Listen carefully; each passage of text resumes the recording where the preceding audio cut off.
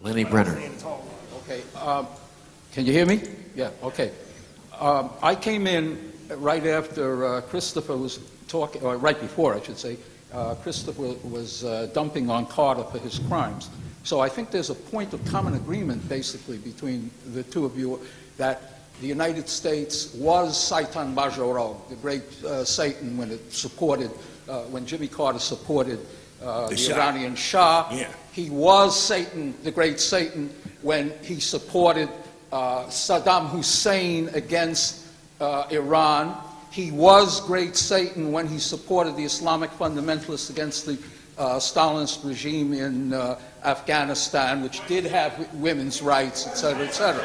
The question is, Brother Christopher said he believes in alchemy, that somehow America went from bad to good, whereas he objects to being accused of faith-based politics. But alchemy and faith-based politics are the same. These guys, how did these guys go, how did the United States go from a rap sheet of crimes, which Christopher fully admits, to suddenly being the savior of Iraq, Afghanistan, throwing That's the question. Palestine? That's the question. All right, come on. Very welcome question, and I may say it's always an honor to be questioned by Lenny Brenner, who, in his aspect as well as in his record, shows the finest in the Trotskyist tradition, as well as its increasingly evident limitations. I'll have to do this quickly, and I'll do it like this. Picture, if you can, you should be able to by now, the figure of the current president of Iraq. I don't know if a picture comes into your mind of President Jalal Talabani. When I first met Mr. Talabani, he was living in a burned-out town in northern Iraq in 1991, just up the road from a town that had been burned out with chemical weapons, as a large part of the landscape had been, and was trying to organize a civilian and military resistance to the regime of Saddam Hussein, as he had been doing for many years. He's a very honored and respected nationalist and socialist and democrat in the region, with a very honorable tradition, and the only real people's army fighting in Iraq today. Don't believe what you hear about the so-called insurgents and the paid rabble of the Ba'ath Party and of Mr. Zarqawi's al-Qaeda organization. There is only one real insurgent people's army on Iraqi soil, and it's the Peshmerga of the Kurdish revolution, and it's a pleasure to be fighting on their side. Now, when I met Mr. Talabani that year, I would have given not much by way of odds that he would, by the year 2004, become the first democratically elected president of Iraq.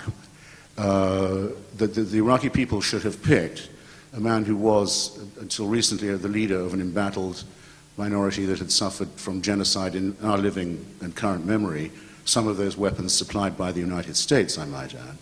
The leader of the party that in Iraq is the corresponding member of the Patriotic Union of Kurdistan of the Socialist International, the international that Lenny doesn't support, and actually neither particularly do I, but is the one that links the social democratic parties of Europe and Africa and the Middle East.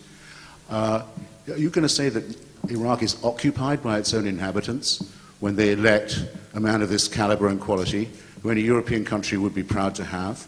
If you don't recognize that that's a change of policy, you don't recognize changes of policy when you see them, and that's that. We have a question for Mr. Benjamin here. I would like to ask a question. Anybody have a question for Mr. Benjamin? First, I would like to ask Mr. Hitchens a for question. Playthell. Yeah, listen, I want to ask Mr. Hitchens a question first. Mr. Hitchens, I've heard you talk about the Peshmerga, many times, and the Iraqi, the Kurdish, but I just got through reading the Iraqi Constitution, and I see where they're going to have one army, period, in this new Iraq, which has to happen because no state can survive unless the state has a monopoly on organized violence. That is the nature of all power. I mean, legitimate governments must have certain support among the people, but in the end, the government must have a monopoly on coercive forces. That is the use of organized violence. So what's going to happen to the Peshmerga now in this new Iraqi state? A lot of Kurds don't want to be a part of a unitary state with the Arabs, but what do you think is going to happen? Well, you're asking me. Well, yeah. Let me just inflate my lungs to their fullest extent. This chance may not come again. In my opinion, humble as it is, insular as it no doubt is, the Kurdish people of the region, who are the largest people in the world not to have a state of their own, The royal family of Qatar has its own seat at the United Nations. It's an extraordinary... The people that we think not less than 35 to 40 million Kurds of Turkey, Syria, Iran, Lebanon, and Iraq don't have a representation of any kind. I believe they have the right to secede from the countries that enclose them and to declare a state of their own. Their claim to self-determination in the area is the oldest... is the most just cause in the region, predates the struggle of Palestine, and is the longest cause of the left in the Middle East, for those of you who don't know this. But I say to my Iraqi Kurdish friends at present, who I talk to almost every day, and who are doing the work, they're doing our fighting for us. They're killing the Al-Qaeda people in Iraq. They're fighting for us as they were when they were fighting against Saddam Hussein. And it's an honor, as I say, and it's a source of pride to be fighting with such people in the same trench.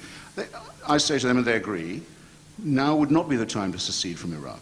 Maybe in the future, when the region has composed itself a little, and when the fascists have been beaten, we might discuss a redrawing of the borders. But to demand to secede from Iraq now is extraordinary and would be extreme, and that they take that view. They serve in the government, they serve in the army, they've given one of their favorite and most brilliant sons to the presidency. These people are fighting for an Iraq that was poisoning them and their children from the air only a decade ago. It's asking a lot of them. Don't condescend. Don't condescend to them, okay? I won't have that.